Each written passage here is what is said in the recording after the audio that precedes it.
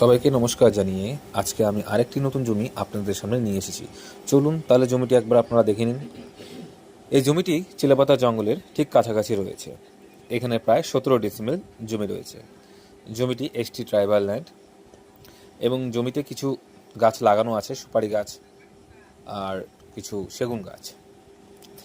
আপনারা যারা এমন জমি নিয়ে রিসর্ট, ফার্ম হাউস, হোমস্টে করতে যাচ্ছেন তাদের জন্য খুবই সুন্দর, উপযোগী, মনোরম জায়গা। আপনারা যারা নিতে ইচ্ছুক আছেন তারা অবশ্যই আমাদের সাথে যোগাযোগ করবেন এবং জমিটি আপনারা দেখে যাবেন।